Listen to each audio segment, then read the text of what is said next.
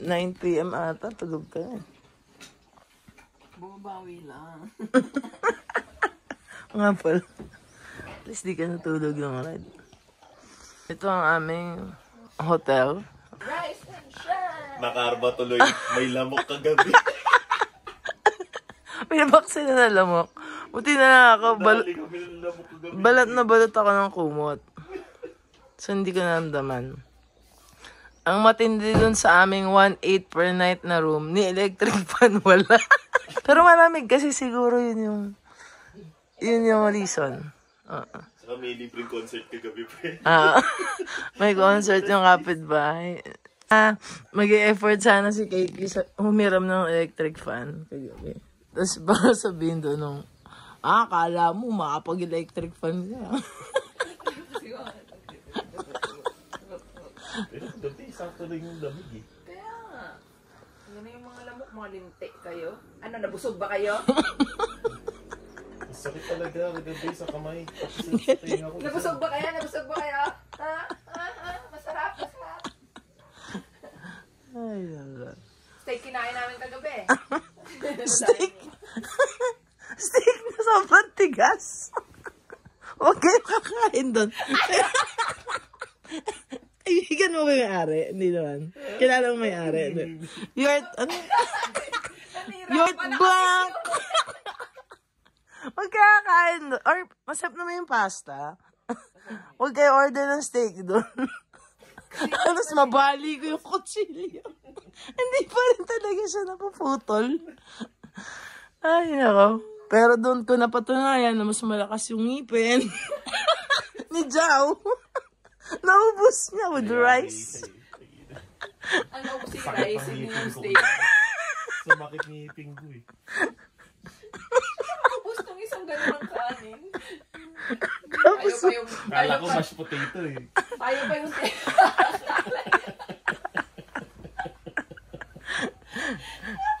Iba kulay nito ah. Tangina. Pero hanggang Nagtira pa na sa atin din yung galit.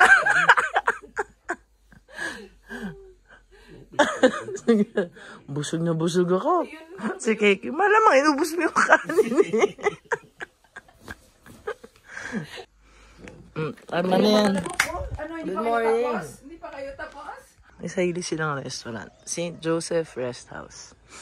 Mula dun sa restaurant papunta dito sa kwarto namin, naliligaw pa kami.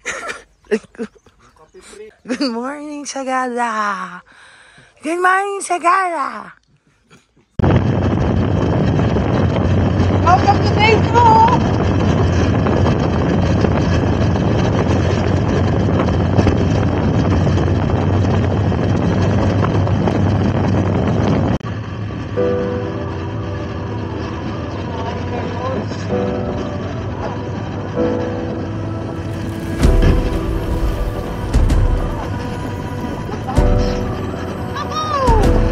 Look at that!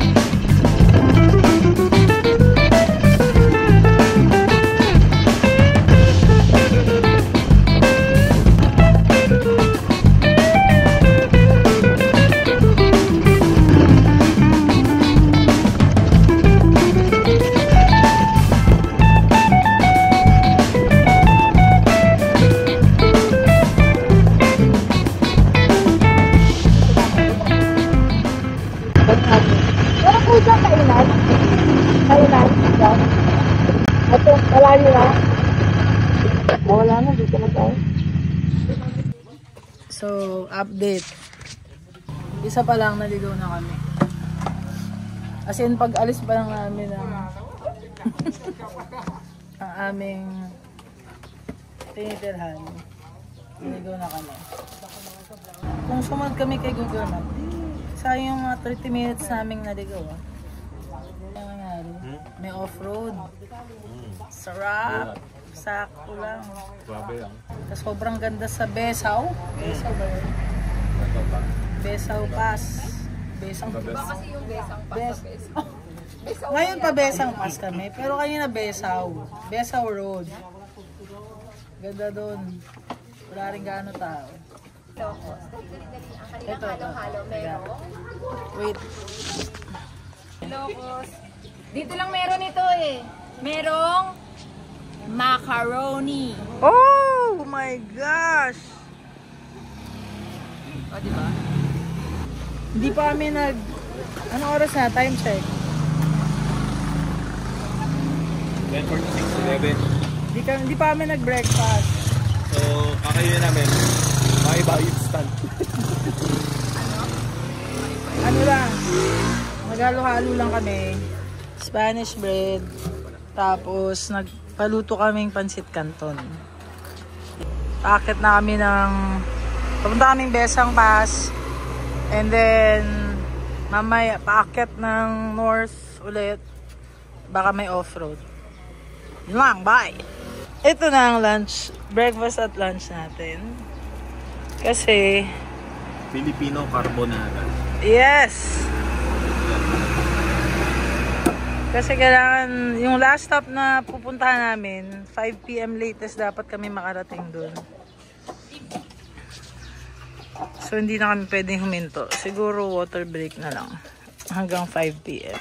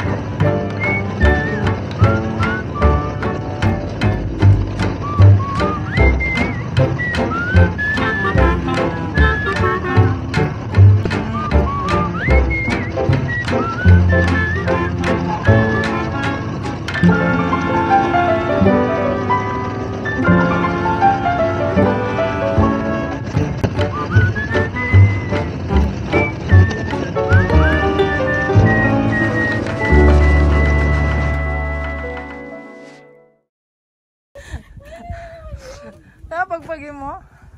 Para sa yung espresso. My gosh. Putol queen ka, hayop ka. Saan tayo dumaan ganun? Pinikimuta ako kasi nakinanangan. Grabe. Sing Sarap ng off-road. Grabe.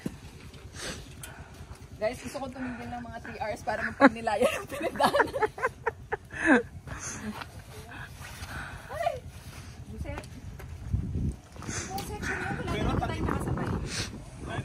Pag pinakasalubong ka pababa doon. Oo. Sa anong part doon? Apil na tatlo. Oo! Puta yung ganyan sa pwedeng nagaganon ka.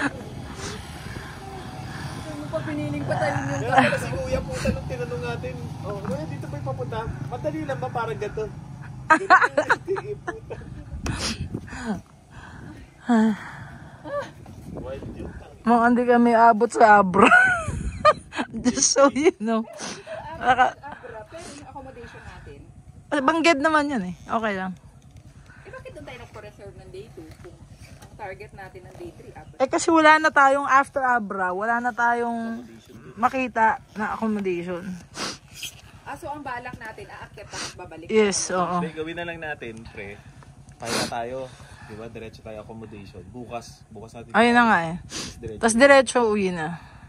Yun nga lang. Hindi na tayo magnanatonin. Hindi, natonin pa rin. Dadami lang yung day 3. Sa bagay, pauwi naman na tayo nun. Unless nga magiging day 4. Di ko na-expect yung hirap ng train kanina. Wednesday.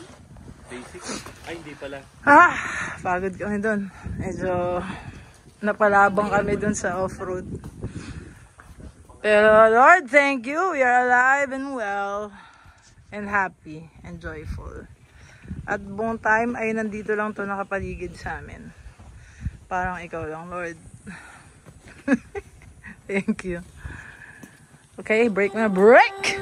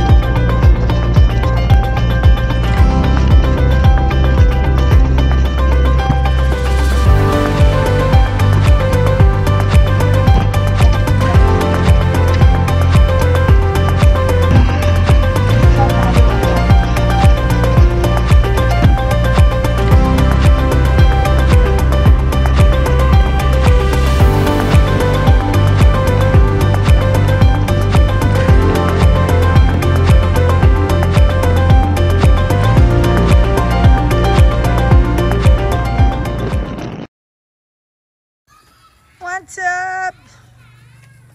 Alright. So, nandito tayo ngayon sa Struts Garden Hotel. Right? Sa Rots. Sounds like Ruts.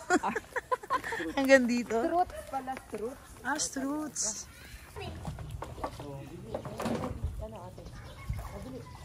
Yep. Maga naming tinapos ang aming ride today. Si Joe natatawa na. Dahil sobrang daming off-road. Napagod kaming matindi. So, hindi na namin pinilit. Hindi kami umabot sa... Nasa Abra kami, pero hindi kami umabot sa Tinig. Dun sa may Apaw Rolling Hills. So, yung gulo ng buko. So, bukas na namin siya gagawin ng umaga. Bago umuwi. Bago umuwi. So, magde-decide pa tayo if ever mag-day 4 pa tayo para isang araw pa na relax or ihahataw natin parang dati. Yun. So, depende. Pero, pag nag-day 4 kami, siguro mga lunch or before Early morning. before lunch na sa bahay na. Yun yung target. Kamusta yung day 1 natin kahapon? Ano mga ginawa natin kahapon? Jow, anong ginawa? Wala na akong maalala kahapon. Ang naalala ko lang yung matarik kanina. 3 times. Biyahing Sagada na. Na